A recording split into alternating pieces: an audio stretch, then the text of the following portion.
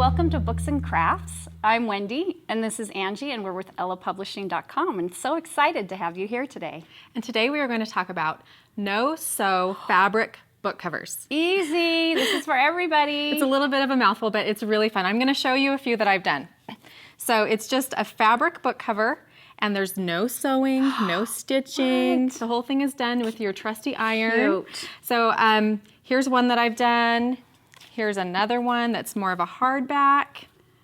And then here is a huge one. And now let's ask the question, why would you do this? I mean, if books are designed to have an attractive cover, and they're designed to help sell the book and go along with what the content is of the book, so why on earth would you do this? Well, what is this big book? Let me ask you that question. Well, yeah, because it's kind of a handful here. This is actually a book that's a little bit sentimental to me. It's a book that I had in college, and I'm going to show you exactly why it got covered up with the fabric book cover. Oh, yes. So it's maybe something, a book that you want to keep, and it could even be like a reference book, but it's beaten up, or yeah, it's taped, it's falling apart in the middle. It's just, but I don't want to get rid of it or replace it because I like it, and I don't want to display it on my bookshelf because it's just a mess. Yes. And let's line up those 3 book spines so you can see how when you've got these displayed, whoops. Okay, so let's put them all together. And how fun to have something coordinated on your bookcase. And yeah, this stack just actually sits next to my television, and I actually have a big piece of jute that I've tied around them. So it's just awesome. A little display that you see from the side, and this is my initial A. So I think it's an attractive little decor piece for one reason, and also if you kind of have a book that you want to keep that isn't very pretty. And then the other reason is, you know, we've all got those guilty pleasure books. Yes, you've got the guilty pleasure reads, and there's nothing wrong with that. It's just that it's just for fun and indulgences, and we'll talk more about that. Yeah, there's the books that you don't want to be seen reading necessarily, but you like to read them just every now and then. Yeah, right? We all have them. Sure. So let's dive in, and let me show you how to do this. It's really, really easy. All you need is fabric, and then you need some fusible web, something like Wonder Under, and then you need an iron and, you know, a pair of scissors so that you can cut things, and a measuring tape. And it helps if it's a really cute measuring tape. So here's a book that I'm going to use for the example, and you're going to start by just measuring it from one end all the way around to the other end. And here, this one here is about 9 inches. So what I'm going to do is add a couple of inches on each side. So I'm going to make that number 13 because I'm going to add 2 inches for each side. So I need a piece of fabric that's 13 inches wide, and then I'm going to measure it this way. And this is about 5.5 inches. So I'm probably going to cut my fabric to about 9 inches. So I've got a few inches on the top there too. And then this fabric here is pre-cut. And it's even pre-ironed. And it's coordinated with these so you can see how. And the other thing I like about this is it's like a reference book that you're going to use all over, or you're going to use frequently, and maybe you're going to put it in your office, and it just makes it cute. And you just want to be inspired by attractive. Yes. You know, this is an okay cover, but so much better with a pretty piece of fabric on the top. So what I've done is I've measured the book, and then I've cut a piece of fabric that's right about the size that I want it. And you're adding maybe an 1.5 inches or 2 inches. Yeah, on each length. Okay. So the length and the width. Okay. You want to add a couple of inches both sides. So what I'm going to do, you can see how this kind of fits right here in the middle. And I fold it here. I just eyeball this, and then I fold it over, and I get my handy iron. I'm not really going to demonstrate this because I'm assuming you know how to use an iron, and this isn't hot. That's why I've just touched the front of it. But you just kind of press this end over, and then you use your iron to press this end up, and then you want to make a crease here and a crease here. So now I know I'm going to test it. I know that this fits my book. And I'm pretty confident that that's going to work for this size of book. Now the next step is to get your fusible web or your Wonder Under. And I've pre-cut my pieces. I need, let's see, 6 pieces. I need 1 piece that fits this space to this space here, and also this height, and another piece for this space here. So 2, the same size. Exactly, so that, and you press it with the rough side down first, if you never use Wonder Under. And this acts as your adhesive. Yes, that's what this is for. Yeah, it will bond the 2 pieces of material together. And if you wanted to, you could use maybe even like a fabric glue Yes. or something like that also. And this one thing this does too is it gives a little bit of structure. It kind of makes the fabric a little bit stiffer right there. So that's another benefit of using the Wonder Under. So you might wonder why I'm not going all the way to the edges, but I'll show you in just a second. You want to just go from this distance to this distance, and you start by ironing. There's a rough side and a smooth side. You iron the rough side down, then you peel off your paper backing, and then you fold it over, And then it and adheres.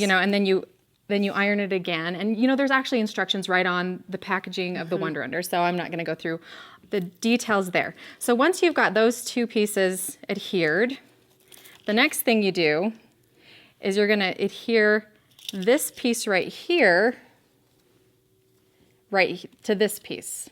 Gotcha. And the reason why is that this creates a pocket that you can see right here. And I'll show you on a finished piece so that you can see better. And the pocket is where you slide. Yeah, you would just slide it right in like so. Like back in the day when you made paper bag book covers for your textbooks. Yeah, for your textbooks in junior high. At least back in my day. And maybe the purpose was to protect the book, but I think another purpose was to give you something to doodle on. Yes, right? for sure. So then you just press the same way. You press a piece of Wonder Under or fusible web in each of these spaces until your whole fabric book cover.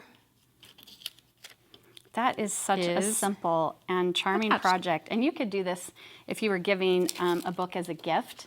And maybe it's a guilty pleasure book, or maybe it's just a fun book and you just added a book cover for fun. Absolutely. Yeah, and I'll show you how it looks when it's finished.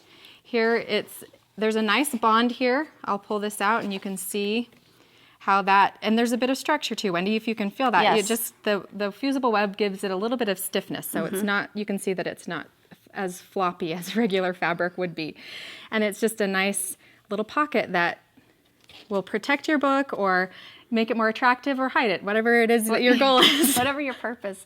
And use the scraps that you have around, or buy a set of coordinating fabrics and create just an awesome display for your bookcases. And one additional tip is these little accents here. This is a piece of rickrack that's actually an iron-on rickrack that I just found at just a regular craft store.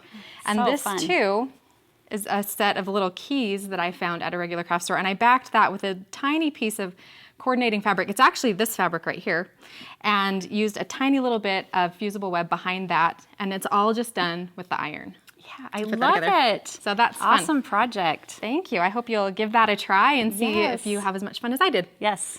Okay, so we are going to show you our book picks, and we chose some that are kind of like guilty pleasures for us. Kind of a theme for this show. Yes, yes. And okay, stop it right now. If you have not discovered Cake Rex, you are in for a treat. This is a humor blog, and there's been, this book is published, and there's also a book about holiday cake wrecks. And a cake wreck is any sort of treat or bakery cake that has something a little bit wrong with it. Yeah, and it's in a commercial, things that have been spotted in commercial bakeries. Yes, yes. Where you think, can't why? make a cake wreck unless you work at a bakery. I mean, you can, but here's an example of one. And it's just this creepy little frog on a baby cake. Welcome, baby Tristan. And you're just like, there's just, and the funny thing is the author of the book and the blog, Jen Yates, is a great writer, and so she writes all these funny comments. And then this one, it's odd looking, and then you read, and it says it's a grill instead of it's a girl. Yeah, it's a grill. So this is a treat. And guilty pleasure, certainly something I read just for fun, and it was given to me as a gift by a friend of mine, and I keep it out when I need to laugh. So that is a nice book pick. I love it. So my book pick is also a bit of a guilty pleasure. Oh. Every now and then, not every book you read has to be highbrow literature. Or teach you something. Or has to be, It could just be escape. Yeah, and that's what this book is. It's called Jemima J, and it is kind of a chick-lit book. If you've heard that, chick literature, girls literature.